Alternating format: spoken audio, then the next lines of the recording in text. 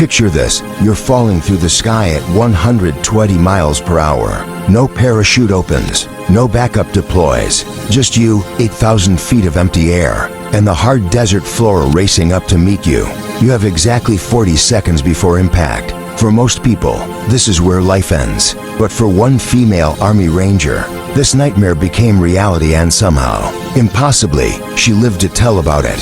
What you're about to hear defies medical science, shatters every survival statistic, and proves that the human will to survive can overcome even the laws of physics themselves. This is the true story of Captain Sarah Mitchell, the woman who fell from the sky and refused to die. Sarah Mitchell never planned to become a legend.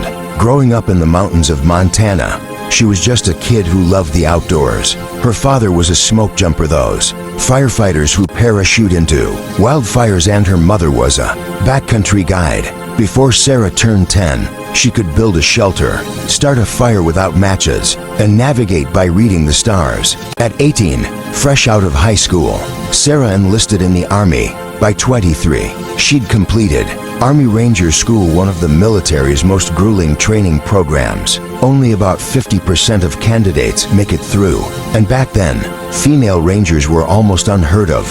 Her specialty became halo jumps, high altitude, low opening parachute insertions. You jump from planes so high you need oxygen to breathe, then freefall through darkness before deploying your chute at the last possible moment. By age 32, she'd completed over 800 successful jumps, 3 combat tours in Afghanistan, earned 2 Bronze Stars, and built a reputation as someone you absolutely wanted on your team when things went sideways. March 15, 2019, was supposed to be jump number 801, just another training exercise over the Nevada desert.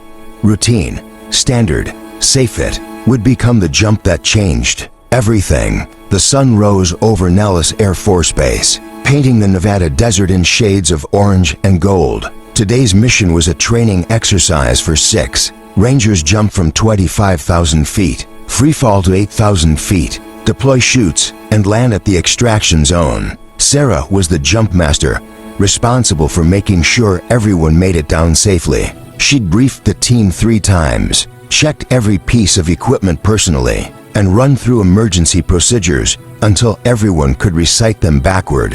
When you're responsible for other people's lives, you don't cut corners ever. At 0600 hours, they loaded onto the C-130 Hercules. The engines roared to life as they climbed to altitude. Inside the plane, Sarah went through her mental checklist, a ritual she'd performed hundreds of times. Primary parachute, good. Reserve parachute, good. Altimeter, functioning. Everything was perfect. At 25,000 feet, the temperature was minus 20 degrees. Through the window, Sarah could see the curve of the earth, the vast Nevada desert stretching to the horizon. The jump light turned yellow. 30 seconds, then green. Go. One by one, her Rangers threw themselves into the void. Sarah counted them out: 1, 2, 3, 4, 5, each one disappearing into the screaming wind. Then it was her turn. She stepped to the door and jumped into pure exhilaration, the sensation of flying, of becoming part of the sky itself. Her altimeter read 20,000 feet, then 15,000, then 12,000. At 10,000 feet, Sarah reached for her primary ripcord. Her hand found the metal handle, and she pulled with smooth, practiced force. Nothing happened.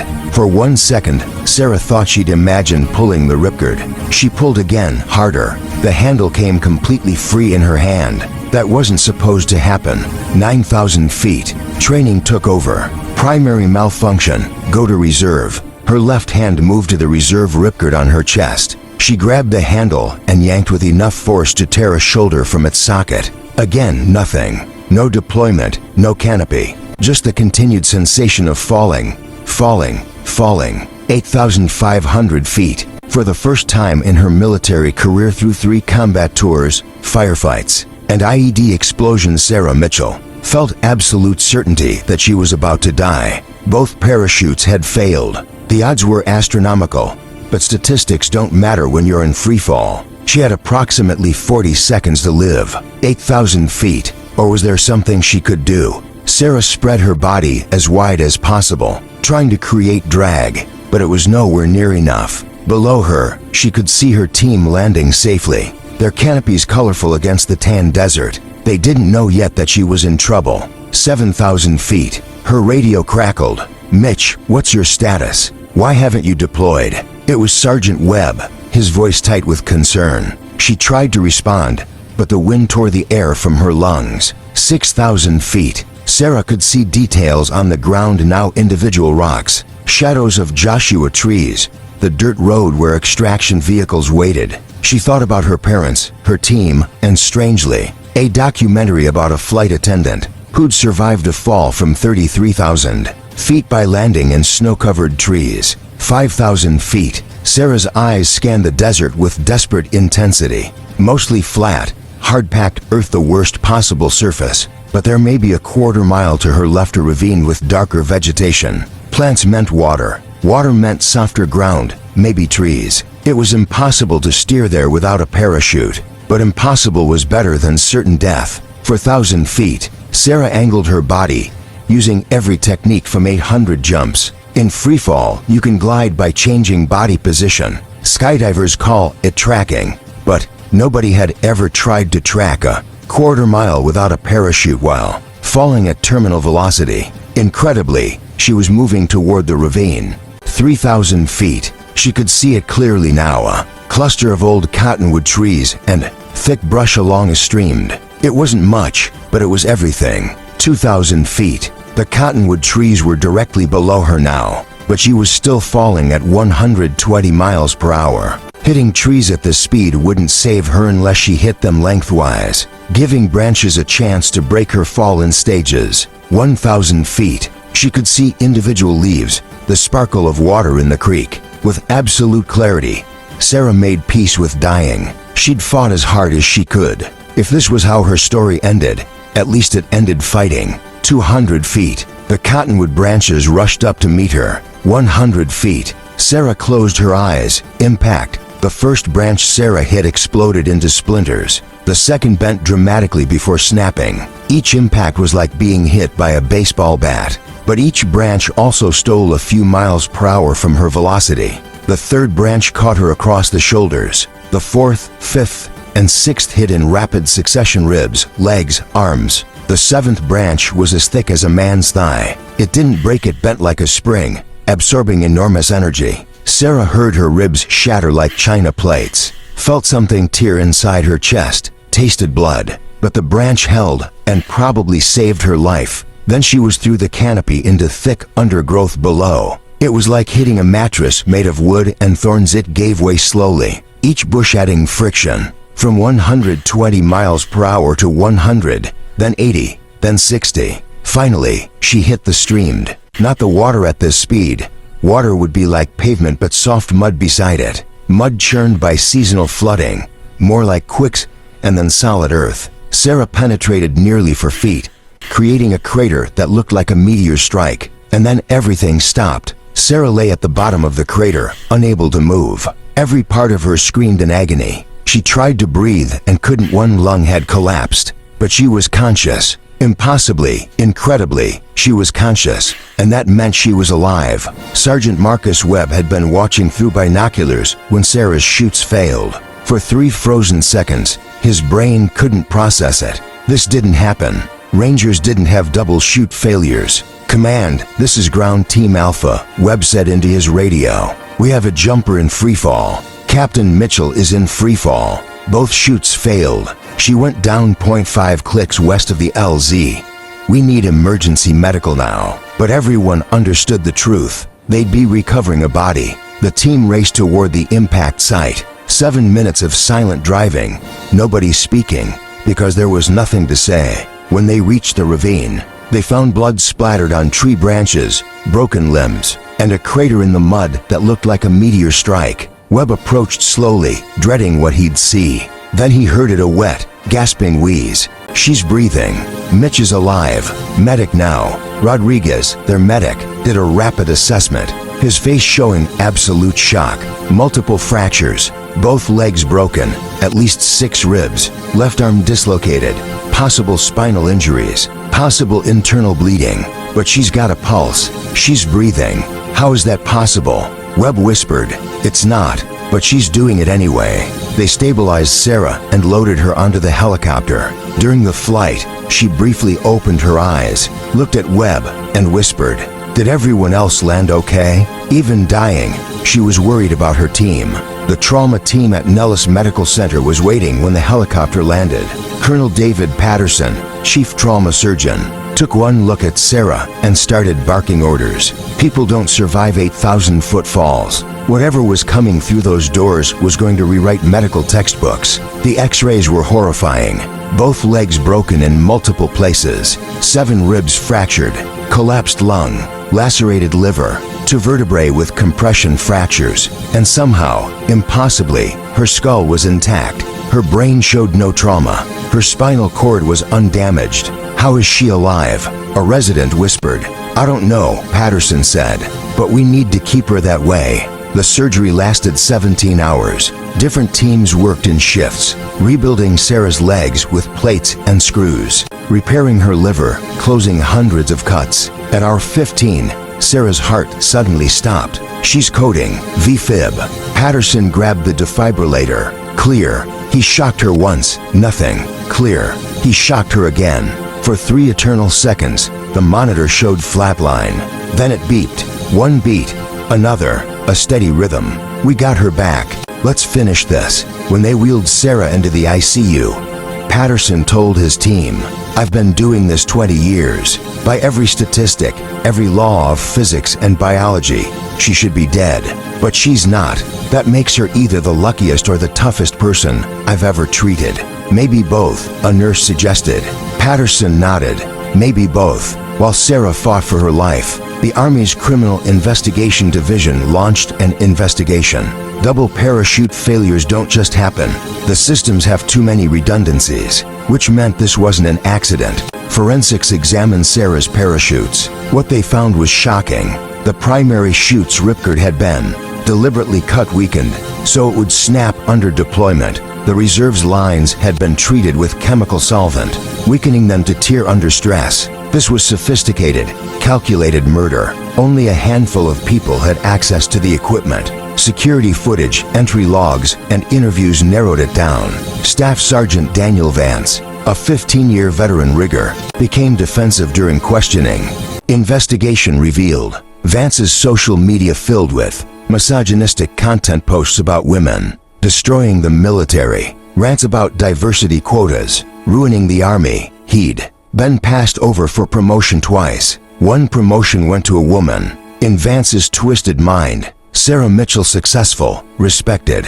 A female ranger represented everything he hated. When confronted with evidence, Vance broke down. "I just wanted to scare her. Show everyone women can't handle the pressure." I didn't think. He was court-martialed, convicted of attempted murder, and sentenced to 25 years in Leavenworth. But for Sarah, lying unconscious in the ICU, the betrayal would cut deeper than any broken bone. Sarah woke up 3 days after surgery, drifting toward consciousness like swimming up from a deep, dark pool. The first thing she noticed was pain deep, grinding ache radiating from every cell. There was a tube down her throat, breathing for her. Panic seized her until a nurse calmed her down. Colonel Patterson explained everything. "You fell 8,000 feet and survived. You've got 2 broken legs, 7 broken ribs, a dislocated arm, vertebral fractures, and more bruises than I can count. But no brain damage, no spinal cord injury, no permanent organ damage.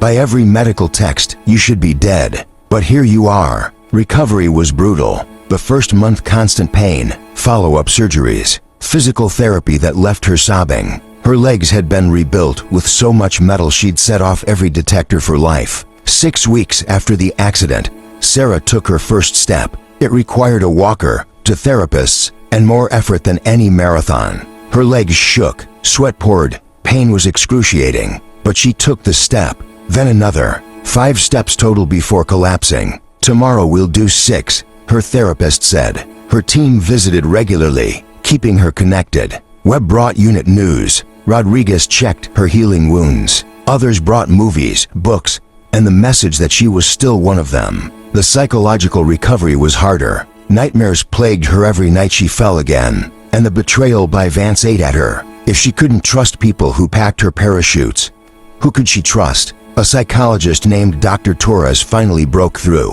PTSD isn't weakness. Your brain is processing trauma it was never designed to handle. Being affected doesn't make you weak, it makes you human. Slowly, Sarah opened up. She talked about the terror, about accepting death, about the betrayal, and in accepting she'd been broken, she could start healing. 3 months after the accident, Sarah walked without assistance. 6 months later, she ran just 10 steps before collapsing, but she ran. 9 months later, she passed a modified PT test. 1 year after the accident, Sarah Mitchell returned to active duty. Sarah wasn't cleared for jumping. Her legs would never handle the impact forces, but the Army made her an instructor at Ranger School, teaching the next generation. If anything, the accident made her better. She understood fear now in ways she never had. She understood life's fragility, the importance of checking equipment, the necessity of trust. Her first day back, she stood before 60 candidates.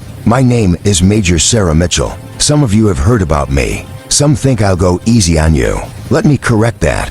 I'll be harder on you than anyone you've trained under. You know why? Because one day, you'll face situations where everything goes wrong. Equipment fails, plans fall apart, and you'll have a choice, give up or fight. I fell 8,000 feet without a parachute. Both chutes failed, not equipment defect, but deliberate sabotage. I had 40 seconds to survive something that's killed everyone else, and I chose to fight. A young private asked, "Ma'am, when you were falling, what kept you going?" Sarah smiled. I got angry, furiously angry. Angry at whoever sabotaged my chutes, at the universe, but mostly at the idea my story would end like that. So I made a promise, I'm not done yet. I refused to let my story end here. That's what kept me fighting. Not superhuman strength or special training, just stubborn refusal to accept the unacceptable.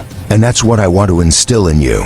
Never accept the unacceptable. Never quit. Never stop fighting. Sarah's story spread beyond the military. News outlets picked it up, and interview requests flooded in. She hated the attention, but did select interviews because her commanding officer was right. Your story inspires people facing their own battles. Letters arrived by hundreds. A cancer patient, if you can survive an 8,000-foot fall, I can survive chemo. A car accident victim, you taught me doctors can be wrong. I start physical therapy tomorrow.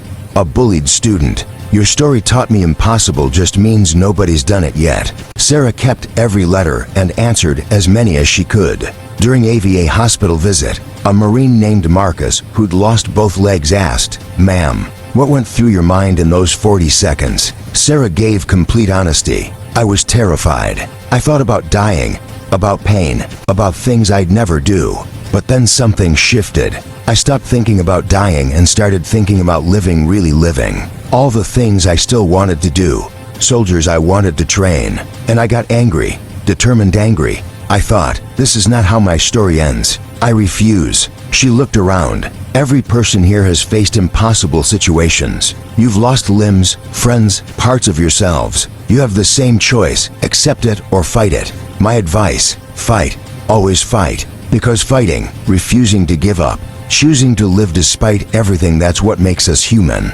Today, 3 years later, Major Sarah Mitchell still teaches at Ranger School. Her legs ache on cold days. She never run as fast or jump as high. She still has nightmares, but she's alive, more than alive. She's thriving. She tells every new class, you'll face impossible situations. The enemy will have advantages. Plans will fail. Equipment will malfunction. And in those moments, you have a choice. Accept the impossible or redefine it. I fell 8,000 feet without a parachute. Every expert said I should be dead. But I'm standing here because I redefined impossible. That's what being a ranger means, looking at impossible situations and saying, watch me. Never forget, impossible just means nobody's done it yet. Sarah Mitchell's legacy isn't that she survived when she should have died. It's that she fought when fighting seemed pointless. That she proved human will can overcome almost anything. 3 years later, she still shows up every day with metal in her legs and fire in her heart. Proving broken doesn't mean defeated. Because impossible just means nobody's done it yet.